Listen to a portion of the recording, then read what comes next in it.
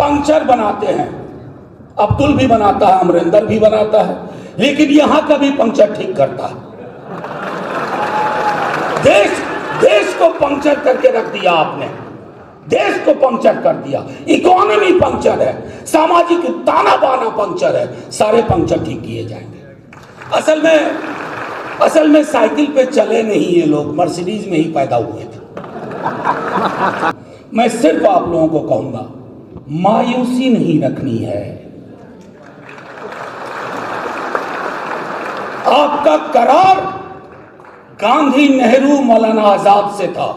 उस करार को जो तोड़ेगा तो तख्त को ताबूत बनते देर नहीं लगती। वो करार जीतेगा, वो करार जिंदा रहेगा। मायूस मुल्क, मायूस इरादे मंजिल नहीं हासिल करेंगे। ये लड़ाई आपकी नहीं है।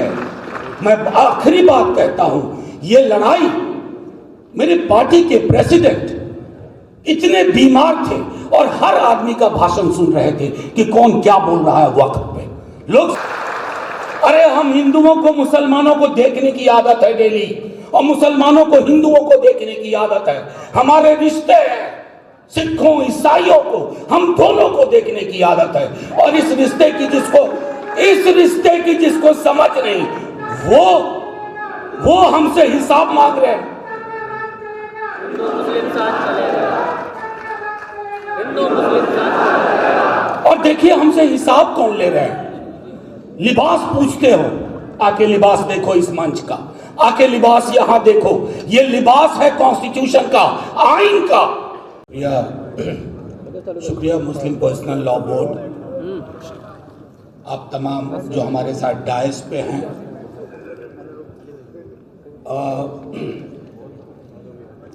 ये सियासी झंडों की लड़ाई हो ही नहीं सकती, इसलिए मैं बहुत शुक्रिया अदा करता हूँ मुस्लिम पर्सनल लॉ बोर्ड का, क्योंकि मुश्किल वक्त में कई लोग रहनुमाई का ढोंग भी करते हैं, उन्हें भी पहचानना बहुत जरूरी है। असल में दिक्कत क्या है, आप सब जो यहाँ इतनी बड़ी तादाद में आए हैं, परसों मैं किशनगंज में था, एक बहुत बड़ा जलसा हुआ था, वहां भी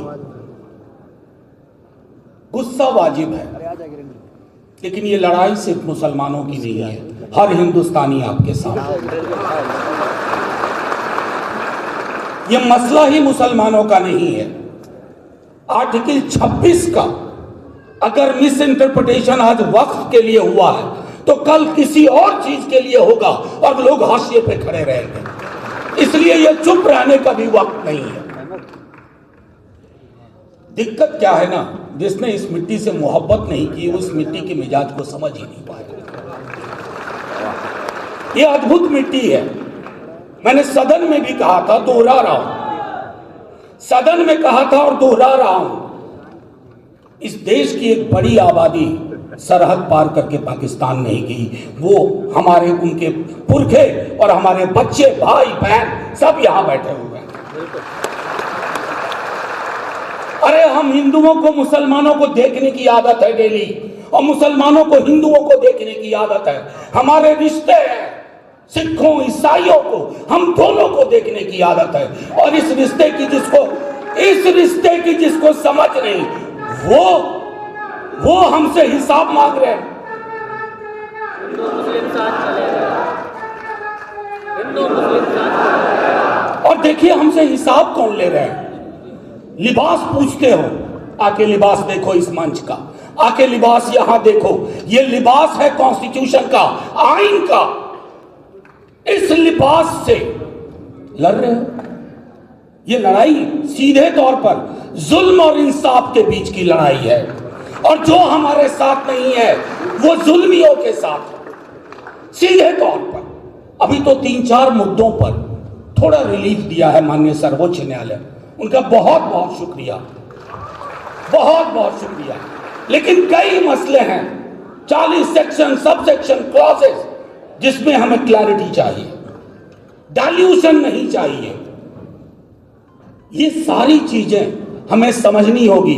और यकीन मानिए, कई साथियों ने, उस्मानी साहब ने भी कहा, कई ने कहा, उकसाने की बड़ी कोशिश होगी।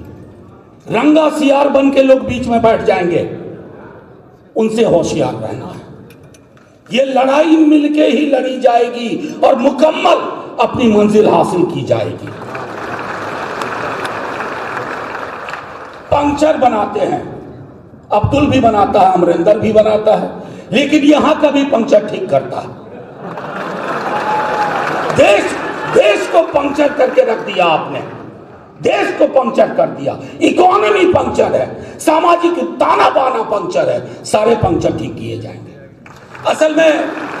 असल में साइकिल पे चले नहीं ये लोग, मर्सिडीज में ही पैदा हुए थे। साइकिल पे चला हूं, पूरा विद्यार्थी जीवन साइकिल पे काटा है। तभी सिंबल भी नहीं था समाजवादी पार्टी का साइकिल। तो हुआ यूं कि जब साइकिल पंक्चर होती थी तो पंक्चर वाला जमीन पे बैठते हुए ऊपर वाले की तरह दिखता था कि साहब मेरी फुस पड़ी साइकिल को इसने हवा भर दी। हवा भरना जानते हैं, हवा टाइट करना भी जानते हैं। ये हम सबको। और एक आखिरी चीज कह करके अपनी बात खत्म करूंगा, क्योंकि थोड़ी तबीयत अच्छी नहीं लग रही थी। परसों किशनगंज से आया, अभी फिर कहीं जाना है। मैं सिर्फ आप लोगों को कहूंगा, मायूसी नहीं रखनी है। आपका करार गांधी, नेहरू, मौलाना आजाद से था। उस करार को जो तोड़ेगा तो तख्त को ताबूत बनते देर नहीं लगती। वो करार जीतेगा, वो करार जिंदा रहेगा। मायूस मुल्क, मायूस इरादे मंजिल नहीं हासिल करेंगे। ये लड़ाई आपकी नहीं है। मैं आखिरी बात कहता हूं, ये लड़ाई मेरे पार्टी के प्रेसिडेंट इतने बीमार थे और हर आदमी का भाषण सुन रहे थे कि कौन क्या बोल रहा है वक्त पे। लोकसभा में 4 बजे सुबह तक, राज्यसभा में 3:30 बजे सुबह तक। मेरे नेता प्रतिपक्ष यंग आदमी है, लेकिन उन्होंने जैसे ही हम हारे, नंबर बहुत आए हमारे पास, जितनी हमारी हैसियत नहीं थी राज्यसभा में। 85 का आंकड़ा था, 98 वोट आए, 98। ये लोग कौन हैं? ये लोग आपके साथ हैं, मरते दम तक साथ रहेंगे और इस लड़ाई को जीतेंगे। झंडे का रंग नहीं देखा जाएगा, बस मुल्क की जो तामीर, जो तसव्वुर मौलाना आजाद, नेहरू और गांधी ने की थी, वही मुल्क पंक्चर ठीक करके बना देंगे। जय हिंद, जय हिंद। शुक्रिया बहुत बहुत।